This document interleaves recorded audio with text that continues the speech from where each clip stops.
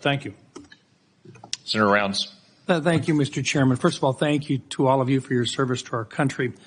With regard to the issue surrounding Signal, I'm going to address it, but I'm going to address it in the closed session so that we can get more in depth into that issue.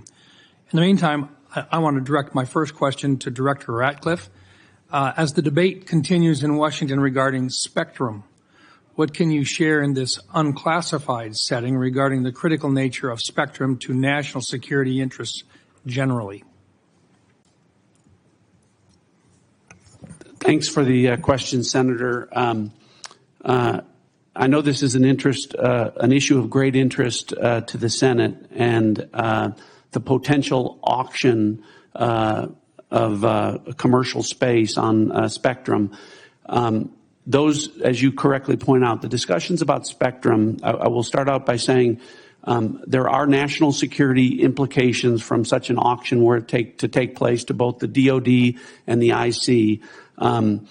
I think the discussions that we need to have in a classified setting, I can relate to you that the direction from early meetings that we've had is that the discussion about where that might take place would not affect specifically CIA or IC equities, and I hope that's the case and where the discussion goes. But I think we need to be concerned that a public auction at bands at certain levels would have an impact on our ability to deliver an accurate intelligence picture. In other words, there are parts of the spectrum which simply cannot be shared with the commercial. That's correct. All right. Thank you. And we can talk about the specific reasons about why in a classified setting that would cause a diminishment of our ability to deliver a good threat picture to the Commander-in-Chief. And in some cases, life or death consequences. Absolutely. Involved. Thank you. Director Patel, first of all, I just want to thank you for what you are doing. And I know that there's a number of items that in your previous life you did that simply can't be discussed, but nonetheless, we've appreciated what you have done for your country already. Today, I just wanted to talk to you about, we've seen a series of public news reports about ISIS threats within the United States. And there have been several successful interdictions, Oklahoma City, Philadelphia, New York.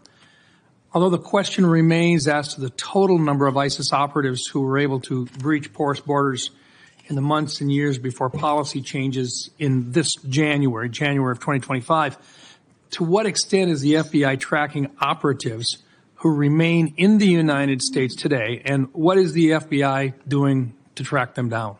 Thank you, Senator. I appreciate your question and your comments. So the priorities at the FBI since I took over have been violent crime and national security, and this speaks directly to national security. The direction for the FBI is to track down any individuals with any terrorist ties whatsoever, whether it be ISIS or another foreign terrorist organization, and now to include the new designations of the cartels down south and elsewhere. So the FBI is utilizing our Joint Terrorism Task Force, which are situated in all 55 field offices. But the key to success there is our partnership with state and local law enforcement who have the ground level intelligence on some of these operatives. And as you've highlighted, we've already shut down numerous threats, and we've identified publicly where permissible these threats and individuals and where they're coming from. And I think the FBI is doing a very good job right now in collecting this information through our interagency process, and we will continue to thwart every bad actor affiliated with a terrorist organization or otherwise. Thank you. And Director Hawk, first of all, look, you've talked a little bit already about Salt Typhoon, but what I want to really get into is the things that are moving right now that you haven't had a chance to address, and in particular, Cybercom 2.0 and the need to accelerate that particular plan moving forward. Can you talk just briefly? I've got 40 seconds left. Talk to us a little bit about how critical 2.0 is in terms of countering the cyber activity that's going on through nefarious actors. Senator, what we were asked to do by Congress was to look at what's the force generation model for the Department of Defense to be able to generate cyber forces. Based off of that request, I produced a recommendation for the Secretary that outlined 3 critical things, which is really how we manage the talent, how we develop the talent in the department, and also how we equip that talent underpinned by compute and AI. We've brought that plan initially back to Secretary Hegseth. He told us to go faster. We've delivered him that plan.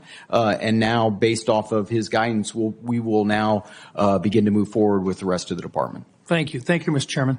Senator Bennett.